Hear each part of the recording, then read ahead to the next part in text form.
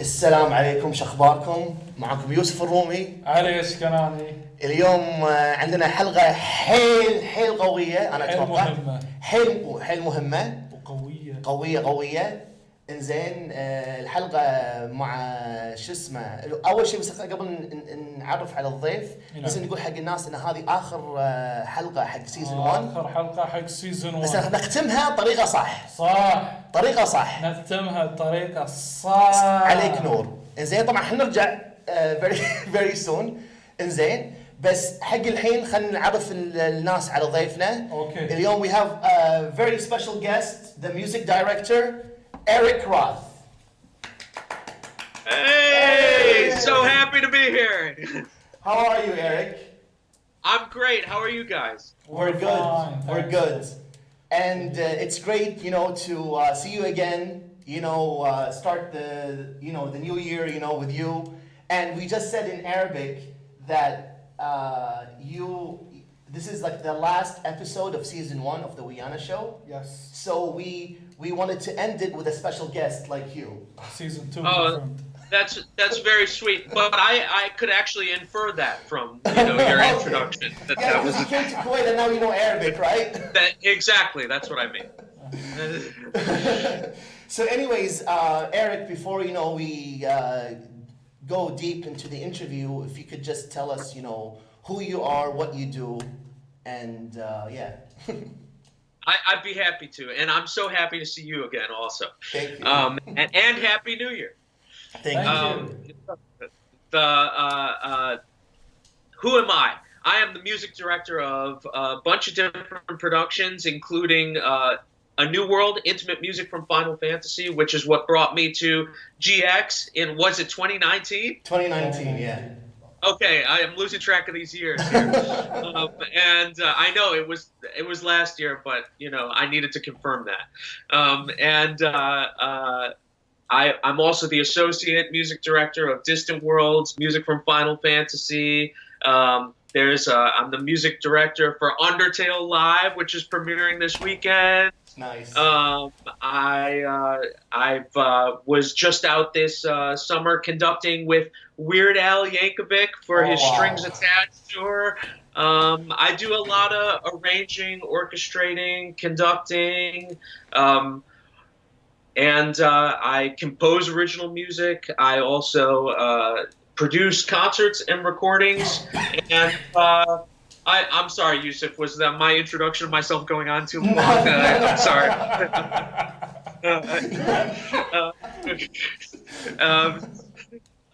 Well, at any rate, that's basically who I am. I'm also a father of 2 and a husband.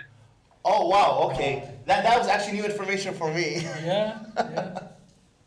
So anyways, Eric, I think it's a good idea to start the show with how we got to know each other and how we started to work with each other. Great.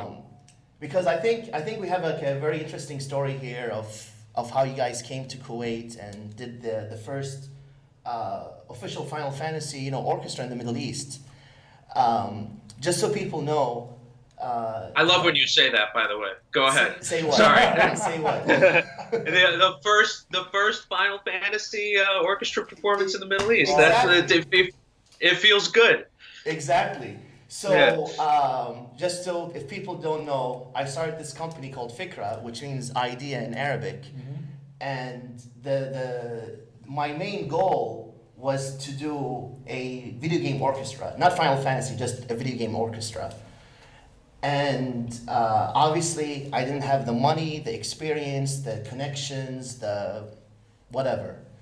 So I decided that I'm gonna start, step by step and build myself up. And that's how actually I met, Ali. I started doing esport tournaments in fighting games. And then I ended up doing the largest fighting game tournament in the Middle East. And then after that, I said, okay, my next step is going to do like a game expo. And then I did the first gaming expo in Kuwait. And then after that, eventually I got to a position where I can talk to Square Enix. And now I did the first official Final Fantasy, orchestra in the Middle East. So, but my whole thing, my priority was always to do an orchestra, and it took me 9 years to get that dream, to happen. That's so cool. And actually, when I first met Square Enix, I guess maybe I could say they didn't really think, much, of me, or like if anything was going to happen. But then year after year, my relationship with them got better. And I still remember the very first time I had my meeting with Square Enix, I told them, oh, by the way, I know that I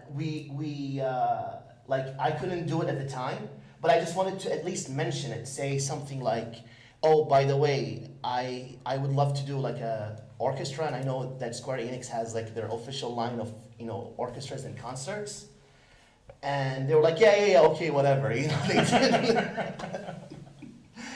but I just wanted to put it out there that hey, I'm interested. Yeah. And then eventually they caught on that no, this is what I really wanted to do, like the expo and the esports and whatever. That's all like secondary for me. Like my main goal was the orchestra. So one year I was at the HQ in Tokyo in Square Enix, and I had a meeting with only Square Enix music. I think you know him. What's his name?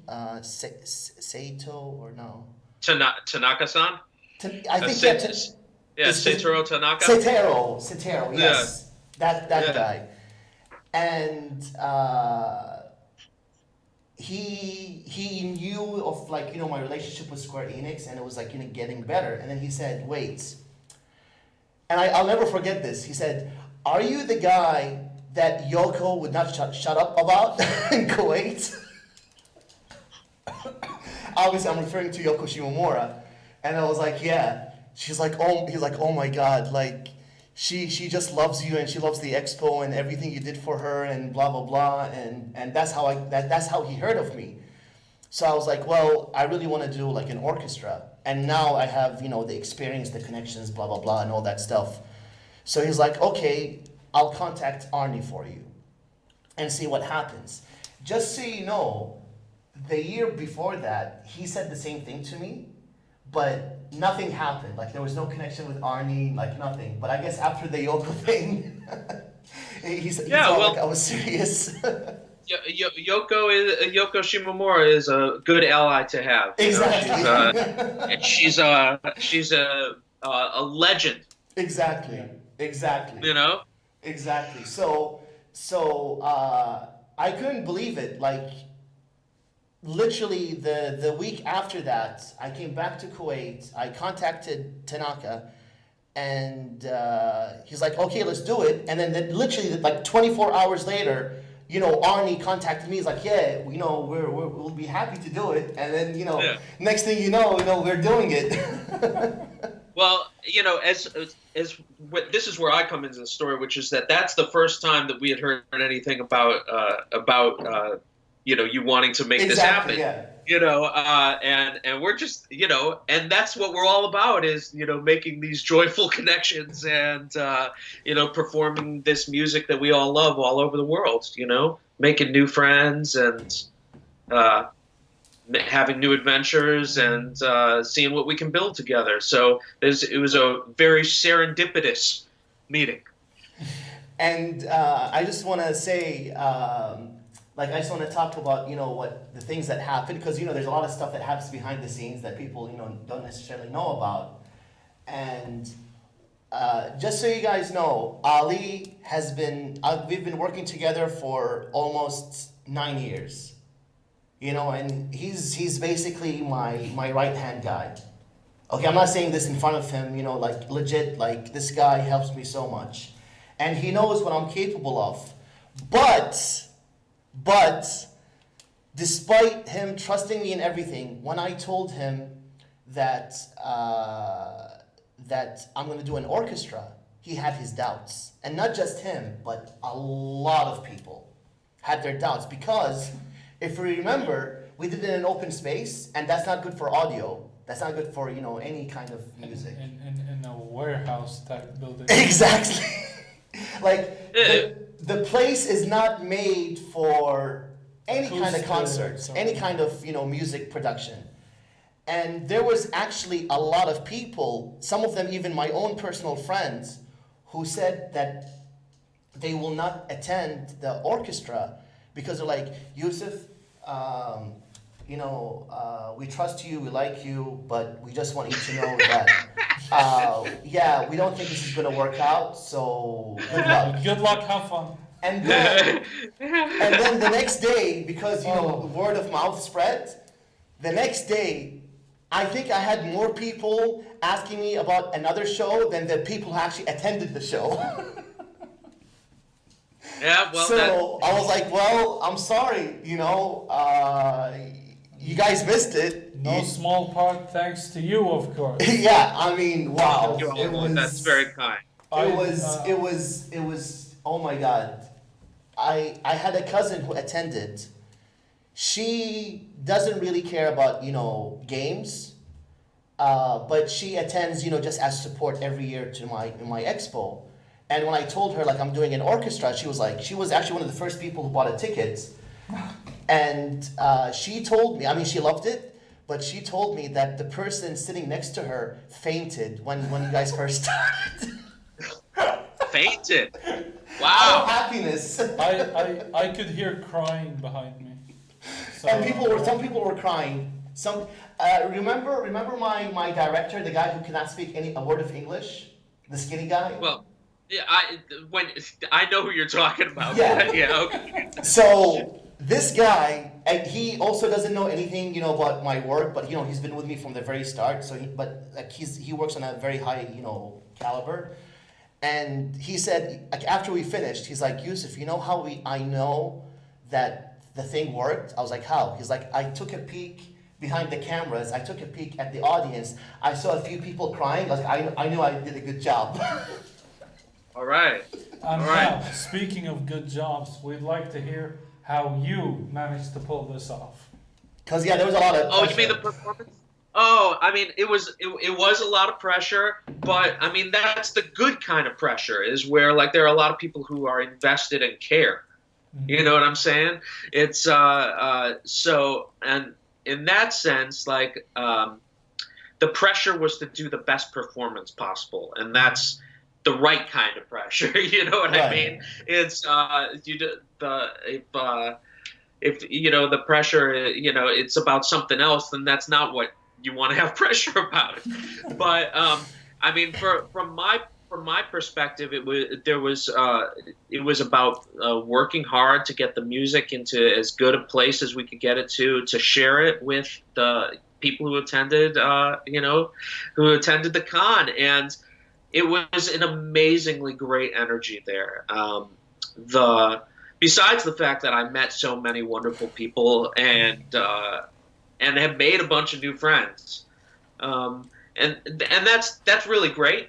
But I'm talking about the actual like performance energy vibe, like in the room when that was going on, and it took a little bit of time for the audience to warm up. And I remember how you explained this to me, Yusuf, afterwards. Was like, you were like, this is very typical of a lady audience. You said it was that they had their doubts.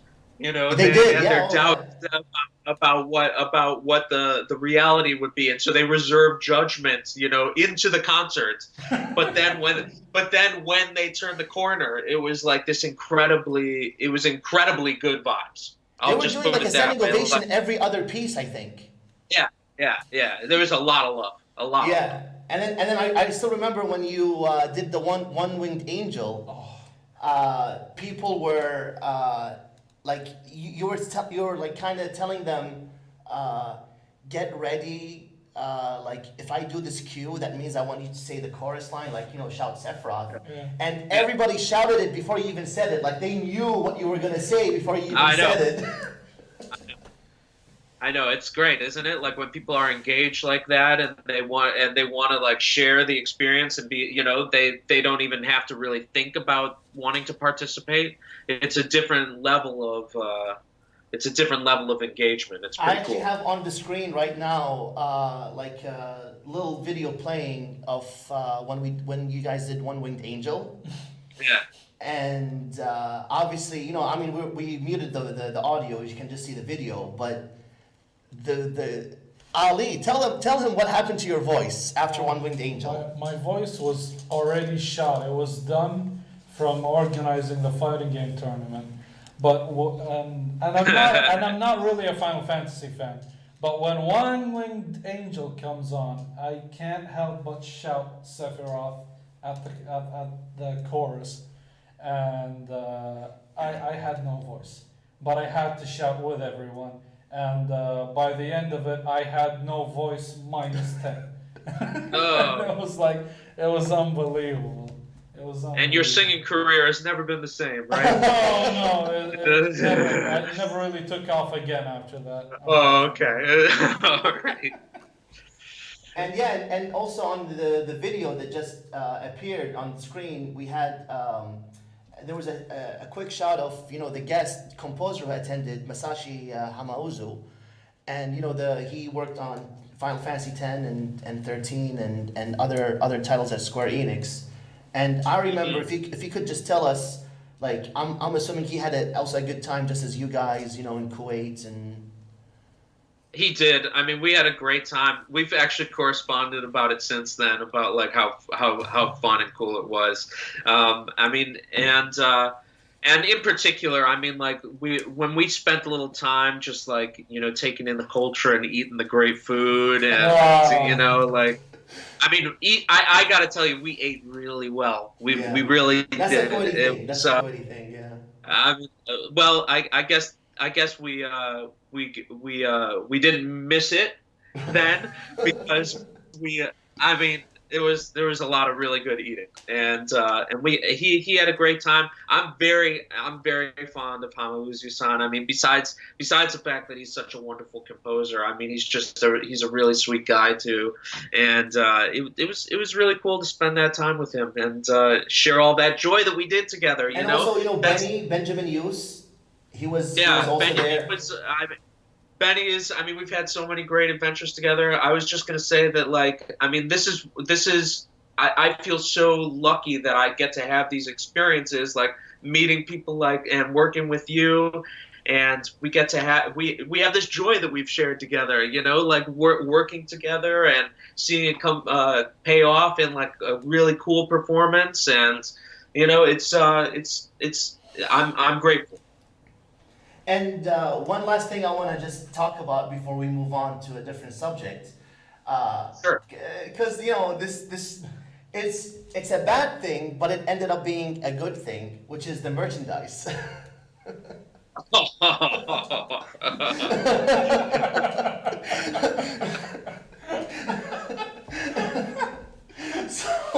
So all I'm gonna say about this, because you know it's a pretty lengthy story. All I'm gonna say is that certain people should have listened to me when they didn't about sending stuff to Kuwait. And well, I mean, you'll get no argument from me as you didn't.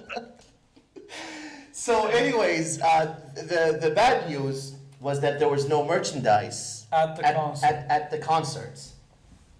But the good news was that we had a spacious booth. Very spacious booth. And what made things worse is right after the concert finished, by like a few weeks, it was the holy month of Ramadan, which, you know, it's, you know, when we fast and stuff. And especially in like the first, you know, week, it's not the week that people go out to shop and whatever. It's like just like not a commercial enterprise so much. It's not like, you know, it's not like it's kind of like, you know, Christmas, you know, the first day of Christmas or Thanksgiving when, you know, people visit their families and stuff. But here is for like 4 or 5 days. The first 4 or 5 days they go and visit. So I was like, well, I literally got the stuff out right before Ramadan started. But at the same time, I knew that if I delayed it even more, then we'd potentially lose like sales. And then you guys literally whether you liked me or not, you had to trust me with this stuff, and like so the decision was up to me to like decide when to sell the stuff, and I was like we gotta sell it now. I talked to one of my partners, Saleh, who was very gracious at allowing having the stuff at his shop and everything. Yeah, sweet guy. He was a cool guy. Yeah. And next thing I know, we do the announcement that the stuff is on sale at Saleh's shop. And then literally 60% of the merch is sold on the first day of Ramadan. Which is it's like crazy. So I was thinking, I was like, oh my God, what would have happened if this merchandise was at the actual concerts? It would have been sold out completely. Because by the way, the vinyls were sold out in the first 2 hours of going on sale. Yeah. Well, now we know. Now we know. So, but yeah, even the sales, despite being a few weeks after the concert, was extremely strong. So that's a good indication of people having fun. And that there are fans for Final Fantasy in the Middle East. There's a huge demand. Yeah.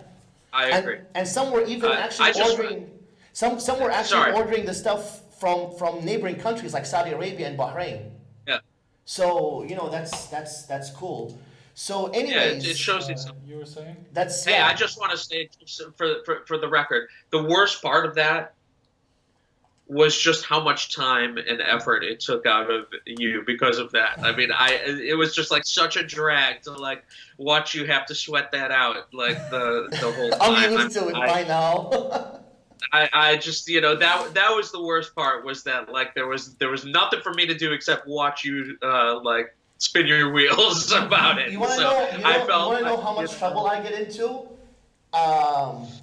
About 5 years ago or so, I contacted. He probably doesn't even remember this. I contacted Ali and I said, "There's an issue that came up. That's gonna block my work or put an obstacle in my work or whatever." And I explained to him what the problem was. I don't even remember what it was, but it wasn't anything super serious. And then you know what he said? He was like, "Okay, and?"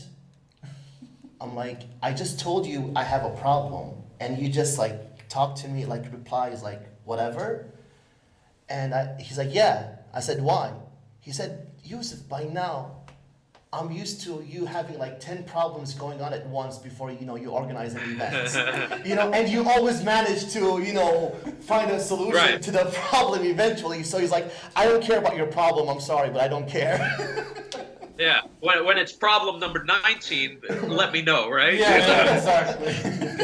So anyways, we spent a lot of time talking about you guys in Kuwait and everything, but just tell us about the process of how you guys orchestrate the Final Fantasy music, especially the 8-bit stuff, Final Fantasy 1, Final Fantasy 2, how do you do that?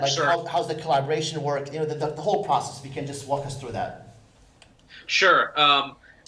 Let's say, before we even get to that point, there's the process of determining what repertoire that we're, actually going to be arranging, and that's a collaborative process with Uematsu-san, with our friends at Square Enix, with Arnie, with me, and the idea can originate with any one of those parties, and it has for different pieces. But let's say we've settled on something early like Chaos Shrine, that's on the second New World record. Thanks. Yeah, I love it too. That's one where it's it's such an achievement of Uematsu-san, just taking those early materials and creating something so expressive and cool that then the materials live on in so many different forms throughout the games, in the future and all that. I could go on for a long time. Yeah. That's not the point. So from that, it's I don't look at it like you choose a sound and then assign an instrument to it. I look at it more like you try to achieve the different orchestrational weights of these different sounds, like how much space they take up in the stereo image. I'll put it that way. Think about these kind of factors. So a lot of times to create an acoustic version of some of these earlier sounds, from 1, 2, 3, those kind of games. I'll rely on making a couple instruments do the same thing at once to create some sort of hybrid sound. Okay. So that it doesn't just identify as this instrument equals this sound or something like that. It has a different kind of weight to it. If you have the sound like originating from two spots as opposed to one spot, and then the texture can mean different things, like the texture of, say, viola, a bowed viola, and a flute doing something in unison is really different than a bowed viola and a piano doing something in unison, for example. So there are all sorts of these kind of, or a bowed viola and a Pitts cello, doing something, playing something. The point I'm trying to make is that they're like, this is where the creativity is. It's like making these kind of. So there's input from your end. It's not just from the composers, but yeah. also from your end. Absolutely. I mean, there's an approval process in essence, Yeah. in that like we're bouncing this stuff off of one another. But that's the creative juice for me. Is How like long? How long does it usually take the process? Like, let's say, for example, just as an example, Chaos Shrine. Okay. Sure. That's like it's a MIDI file. From the NES, the 8-bit days, and then you guys orchestrate it. So like, you typically speaking, like on average, like how long does the process take from starting, like, choosing the piece and then say we want to orchestrate it until you actually orchestrate? Like, how long is the process? Until we orchestrate, or until it gets performed? Well, you orchestrate, because obviously after you orchestrate, then you perform it. But Right. just to Okay, so yeah. I would say that it can happen very quickly. I mean, once we've settled on the repertoire, like everybody agrees, that this is a Chaos Shrine, we're going to move ahead with that. Then it can happen very quickly. Within a matter of days. Although usually I'd like to spread it out a little bit so that I can have a little bit clearer of an editorial ear and eye. You know what I mean? Yeah. But that's the only reason to take more than a few days on these things, is to like space it out and make sure that you have some real good perspective and that sort of thing. But it can happen really quickly, that part of the process. Okay. And you basically collaborated with pretty much all the main composers for the Final Fantasy titles. That's right. And they obviously have their input in the pieces you choose to orchestrate, especially the older MIDI files, correct? Absolutely. Because I remember you guys were telling me about when Benny was playing Those Who Fight, or the Final Fantasy VII battle theme. It was on piano. And you guys said that the whole thing was approved by Uematsu. Right. So no, I'm just saying, like, that's how the process is usually done, right? Like, whatever. Oh, yes. Whatever you guys do. Sorry. Whether it's Uematsu or Yoko or Hamauzu or whatever, they all have a say in those pieces when you guys choose to orchestrate them, right? That's right. They're signing off. Yes. Sorry, I didn't understand the question. Okay. Yes, no problem. That's correct. Yes. So basically, you guys have to, you guys, anybody who worked on the Final Fantasy music, the composers, you basically worked with them in some shape, way, or form. Yeah. And that's right. Are the concerts because the two main ones you guys do is A New World and Distant Worlds. Obviously, Distant World's the big one, and A New World is like the more intimate, smaller one, correct? Right. Well, I mean, you shouldn't leave out the FF7 remake orchestra Ooh. world tour, That- but your point is well taken. Yeah, I mean the Final Fantasy VII remake one is just like just happened like now, recent. So like that's why it's on my head. But what I was trying to get to is those concerts. They're only for the mainline Final Fantasy games. They don't include spin-offs, right? Yeah, thus far, that's the MO. Right. So like up to right now, there hasn't been anything for like Final Fantasy Type 0 or Final Fantasy Tactics or anything. It was only the main numbered games, right? Like from 1 to 15. That's right, and that's not a reflection of my opinion about the music of I Tactics, was for from example, all the way from Square. Yeah. because it's obviously so dope. Right. I Yeah. mean, Type 0 music. I know because I know you don't really play Final Fantasy, but the main theme of Type 0 is so epic. Oh my God! That I don't know if you know it. It's Ollie's favorite. It's always Just get me one winged angel, those who fight, and any chocobo theme, and I'm like. and that's what they did. I'm satisfied. That's all I want. That's all I know. Thank you. But Yes, sir.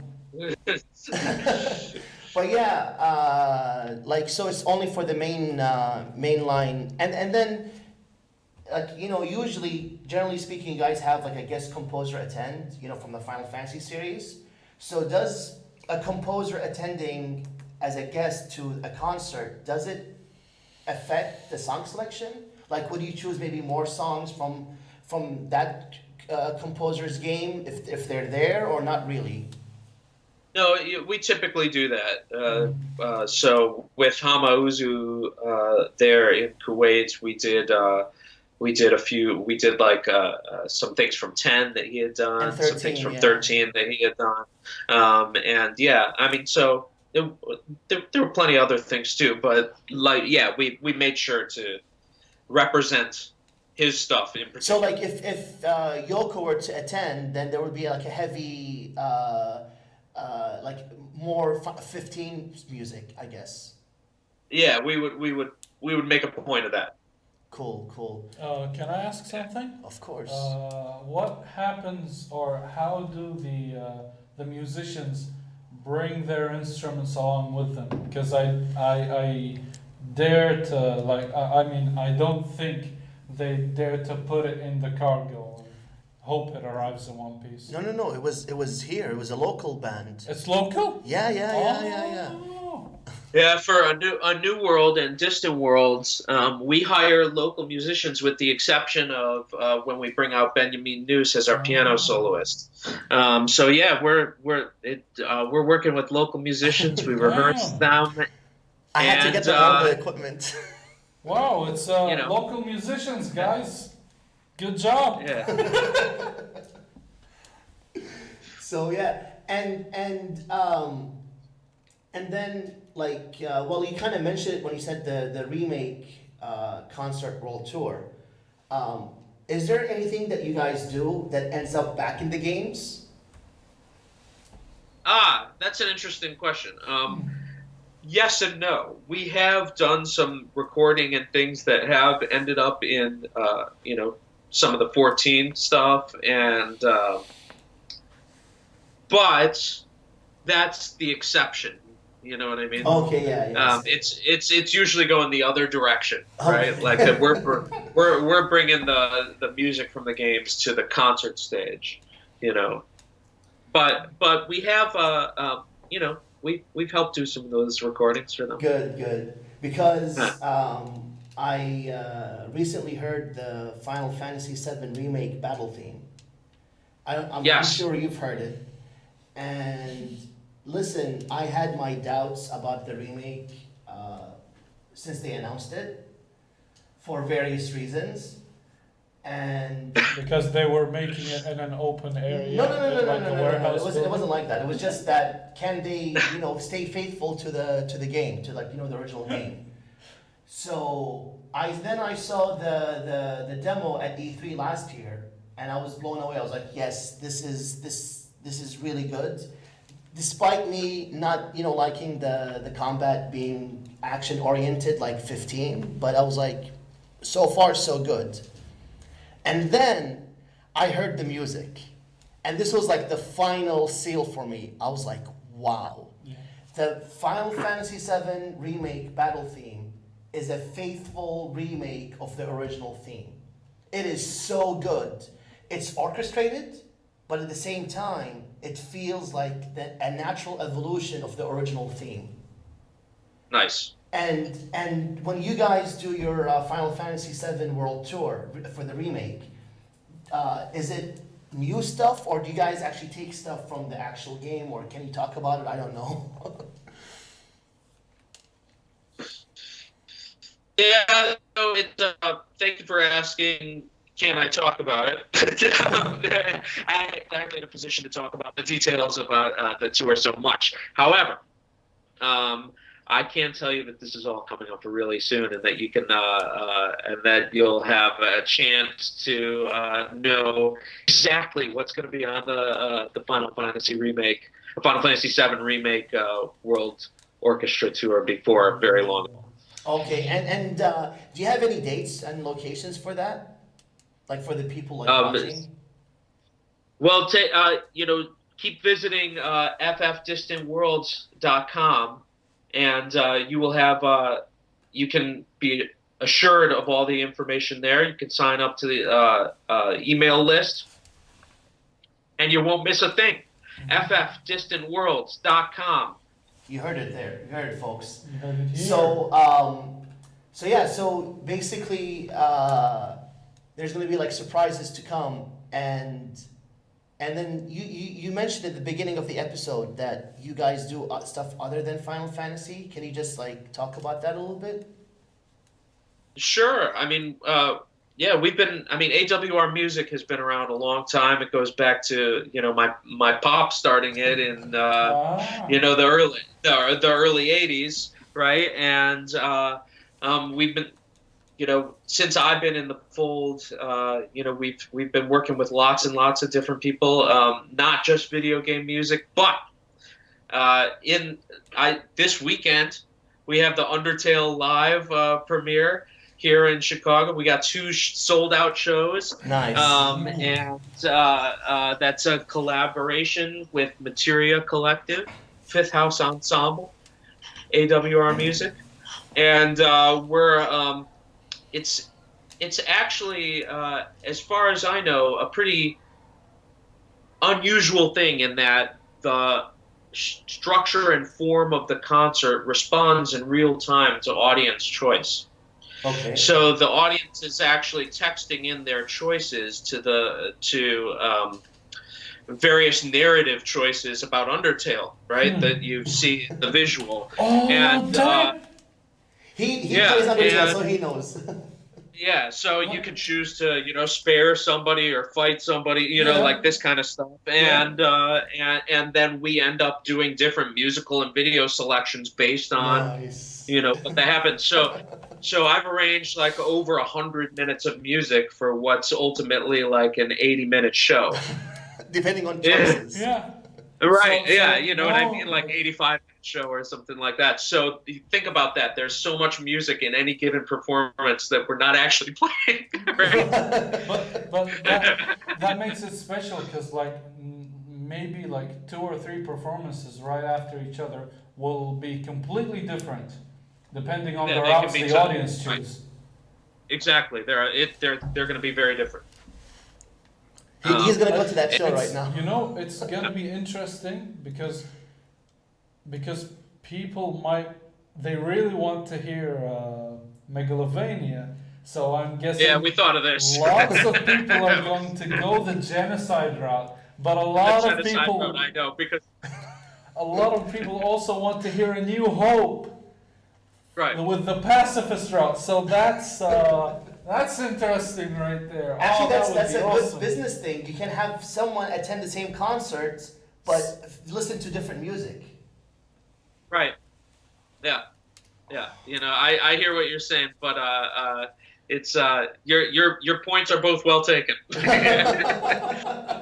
Can't talk too much about this. No, I mean, well, after this weekend, people will have a much better sense of how that goes. Obviously, But yeah. I mean, other things that I have going on, AWR Music has going on. I mean, AWR, we have the first near orchestra concerts in North America happening.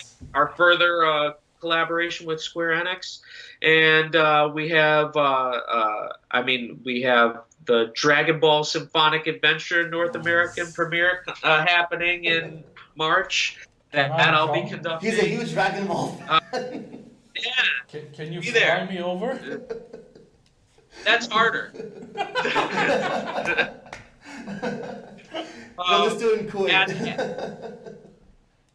I know it's not coming up. It happened this summer, but I've got to brag about one of my career highlights thus far. That this past summer I was out conducting the orchestra with Weird Al Yankovic on his Strings Attached for the bulk of the summer. I did 55 shows or something like that.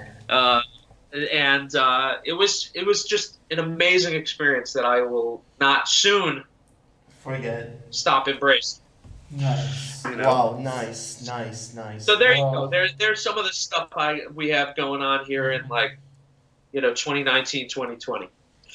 Well, anyways, Eric, I know that you're kind of tight on your schedule today, and so we're kind of getting towards the end of the. Oh, look at the time. Look at the time, but before we go, Of course. I just want to say that there was, to me, Final Fantasy is really it's all about the music to me, more than the story, more than anything else. I mean, since it came out, since the first Final Fantasy, and during the concerts, you guys played Chaos Shrine, and I've never heard it before. I had no idea what it was. I just heard this beautiful thing, and I was like, I want that. And I searched online, what is this, song? And finally I found that it was, Chaos Shrine, and it was from Final Fantasy 1. But you guys, obviously orchestrated it. And I ended up buying the Final Fantasy 1 CD soundtrack just for that one song. And it's a burner. It's a great way for people to listen to stuff that maybe they wouldn't have originally heard of, because not many people have fond memories of the older games, especially on the NES. Most of their fond memories start from the Super Nintendo and moving up, just because of the sound capabilities for the technology back then. But you guys did an amazing job of taking this 8-bit MIDI file and making it, because I think it was the first or second piece you guys played. I don't know if you remember it. It was. Well, we like to do something from one pretty early in the program a lot of the time. So yeah, it was pretty early. I think you guys opened with the Red Wings, right? I think from Final Fantasy IV. Yeah, maybe. Yeah, and maybe. then Chaos Shrine was right after or something like that. But and then I think you guys had a volume 2 of A New World come out, I think in May, right? That's right. Exactly. And then it has, and I'm assuming there's going to be more volumes coming out in the future. I'm assuming that too. Okay, I have a question. The Lestalem theme from Final Fantasy 15. Yes. Sure. So I was browsing your websites the other day, and I saw that you guys, have the Lestalem theme. And to me, it's even better than the original version that's in the game. Oh, man, that's really nice. I'm serious. I absolutely loved it. So I'm assuming that Yoko worked with you on that too as well, right? Well, I mean, it was approved, Okay. but it's really a combination of the two different versions of the theme. There's the market version, and then there's just the regular Lestalem version, and so we kind of combine that up to make that, There's the more guitar-driven versus the more brassy section. It sounded kind of like, you know, Caribbean, whatever, you know, had like a... Yeah, it's kind of Cubano kind of vibe. Yeah. Like jazzy, a little bit jazzy. So basically what I'm trying to get at is like the less, you know, obviously with today's technology, music, most of the music, especially in Final Fantasy, is already like, you know, high quality or orchestrated. So how do you do the decision of, like, for example, let's use One-Winged Angel. Okay, One-Winged Angel was already orchestrated originally, you know, from like Final Fantasy VII. So how do you take that and then change it or orchestrate it more or whatever for a concert? How, like, what goes into that? I mean, that's a super big challenge, right? Is that you want to retain the identity of the thing, but you're not using exactly the same forces. So you want to, you know, like, you know, mold it to work that way and still retain the identity, but bring something fresh to it. I mean, seriously, that's the challenge. It's what it's. You're exactly right to ask about that. I mean, that's to me like what it's all about. I mean, because you know, Final Fantasy 15 is almost all orchestrated music. So I'm like, why don't you just take it and just play it instead of like reworking it? Well, there are a couple different reasons. I mean, the first reason is that like it's not always for exactly the same instrumentation. Okay. You know what I mean? The other reason is because I mean, if like in the example of Lestalem, like we'd need a couple of guitars to do that exactly the way it is. You know what I mean? Like, but we're doing it with, we're not having a couple of guitars for, you know, just the one tune, right? We're having one guitar there, and then we're gonna reorchestrate, you know, the other things that guitar plays on the original track for some other instruments in a faithful way. Okay. You know what I mean? So there are those kind of considerations also about playability. You know, and I just want to say that, and for the people watching, A New World Volume 2 CD is, first of all, it's better than Volume 1 in my own opinion, and it's probably and it's probably better than even some of the Distant World pieces. The song selection, like it has like Selbina from Final Fantasy 11. It has Gold Saucer from Final Fantasy VII. It has the Lestalem theme. It has Chaos Shrine. Like I remember it because I love it. I'm gonna buy that when I see it. And thanks so much. I'm really proud of that. So it's so faithful to the original songs because I played every single Final Fantasy, you know. And the one thing I remember about Final Fantasy is the music pieces. So. Like I might not remember the characters or the story or whatever, but I definitely remember, you know, the music that plays. So I just want to tell you that Volume 2 of all your CDs, Distant World Volume 1, 2, 3, 4, whatever, and New World, I think Volume 2 of Distant Worlds is probably the best one that you guys have. And I've listened to all of your stuff. All right, so... Man, thanks a lot. I really appreciate that. You're welcome. You're welcome. And, so, anyways, any last words? Yeah, any last words? Like, you know, because I know you have to go soon. So. No, it's thanks, guys. I really appreciate the time today and like talking with me. It's really an honor to be on your program on the first season, and also. I know that it would be I would be making a mistake if I didn't say you can find more information about AWR Music, about me, about Arnie at awrmusic.com. It's awrmusic.com. You can also find out about A New World at ffnewworld.com. I told you about the Distant World site already. You can, at undertalelive.com, you can find out about Undertale Live. And, you know, that's enough websites for now, right? And then I'm sure that people can download and buy some of the music on your website as well, correct?